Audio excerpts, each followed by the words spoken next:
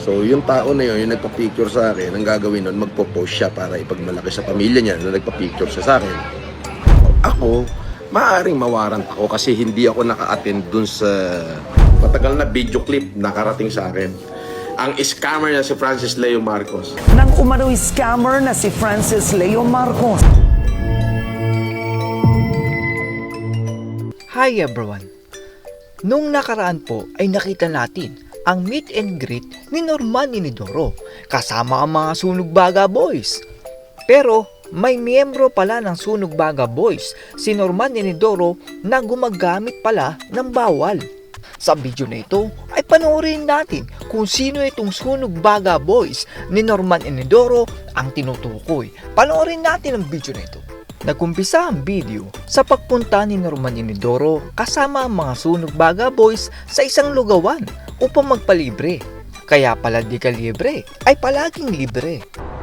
Oh, ang purpose ng video na to ay pupuntahan namin yung isang legendary daw na lugawan. Ang may-ari, bodyguard ko pa may-ari. Tayo na. Sabihin mo na yung lugawan mo. 5J Paneni Lugawan sa Don Bosco, Meta TV. 5J Panene lugawan daw. Don Bosco, pangalan pa lang, Panene. Dito ay ipinakita ni Norman Inidoro ang kanyang mga bodyguard na mukhang kawatan at hindi mapagkakatiwalaan. Di ka libre. Ang team di kakain. Si Casper, kaway, Casper. Yung aming driver, naka-seatbelt ba? Baka makahalakadilaw ka dyan. Siya ba? Okay. Sigurado. Ayan na. Mga team di kakain.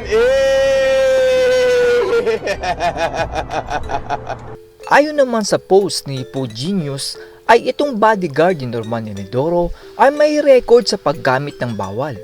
Sa nakikita nyo po ay itong Sunog Baga Boy sa likod ni Norman Inidoro ay meron palang mugshot at record. According dito sa document ng Regional Trial Court ay itong Sunog Baga Boy si Norman Inidoro ay convicted sa violation of Section 12, Article 2 of RA 9165. According po sa information online ay ito po yung possession of equipment and instrument, apparatus, and paraphernalia for dangerous substance. Ito pa po yung isang Sunog Baga Boys ni Norman Inidoro na nahuli dahil sa illegal gambling. Ayon sa post ni Food Genius ay ang information na ito ay for awareness sa publiko lamang. Dito ay makikita natin na nahuli dahil sa illegal gambling na pustahan ang isa sa mga Sunog Baga Boys ni Norman Inidoro. Pero masasabi ko na bilang patas sa taong ito na hindi naman ganun kabigat ang kanyang naging kaso kumpara doon sa isang Sunog Baga Boys. Pwede pa siyang magbago, basta wag niya lang sundan ang yapak ni Norman Inidoro. Good luck po sa'yo, kuya. Tila magagaya din si Norman Inidoro sa kanyang mga Sunog Baga Boys dahil magkakaroon din siya ng warrant.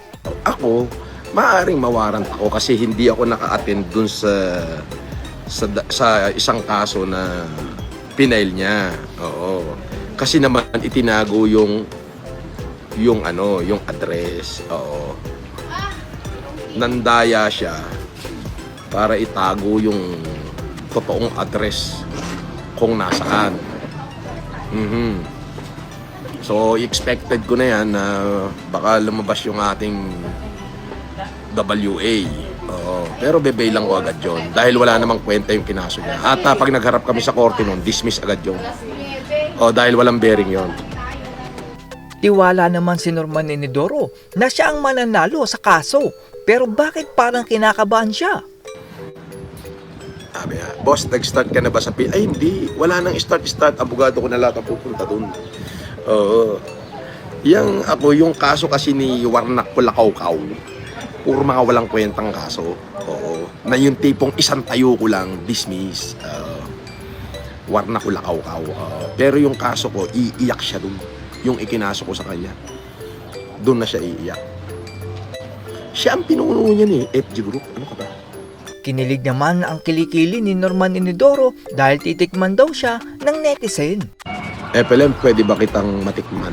Nako, sabi ni Christine Janelle Monya, anong titikman mo sa akin? Gusto mo akong tikman? Di mo ko matitikman. Ay, ay, ay. Sumama naman ang loob ni Norman Inidoro dahil naibalita ang foundation ni Norman Inidoro na scam pala.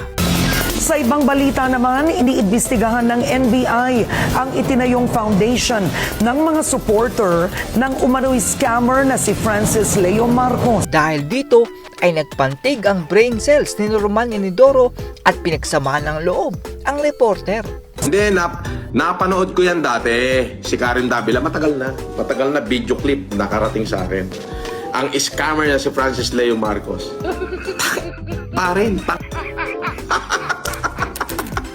Pakitaan mo nga ako ng kaso ko na ng scam ako. Bobo. Meron ba namang scammer na araw-araw nandito sa YouTube? Araw-araw naka-live? May scammer ba na lahat ng daanan ko nagpapapicture yung tao sa akin? Bobo!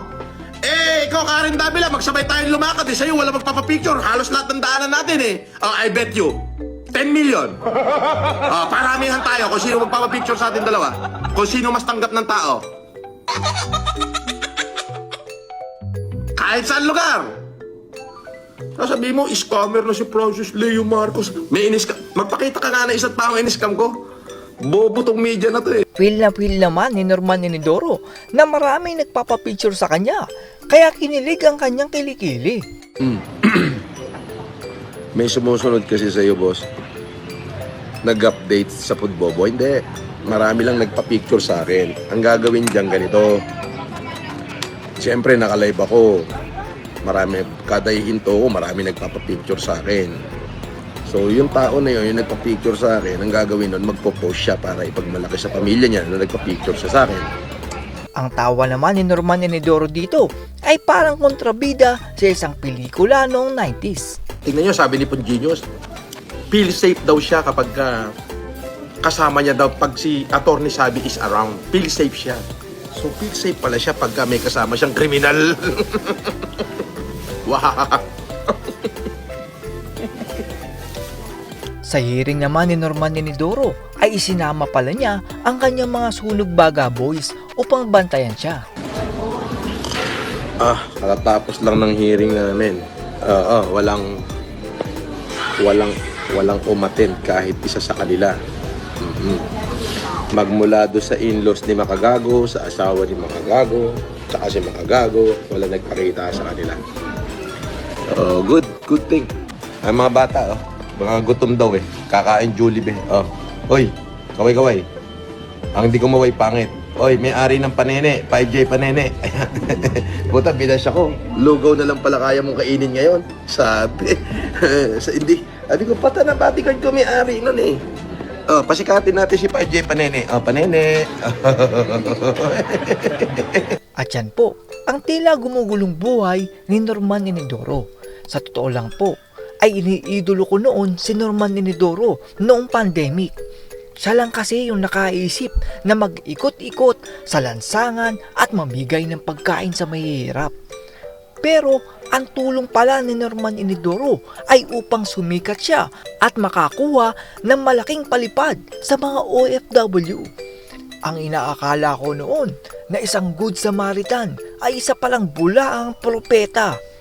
At ang kanyang lahat ng tulong ay upang maniwala ang mga OFW na mabuti siyang tao at makuha ang mga palipad na pera na itutulong nyo sa mga naghihikaos na Pilipino. That's all everyone. Salamat sa inyong panonood. This is Jack and you're watching Biker Drone.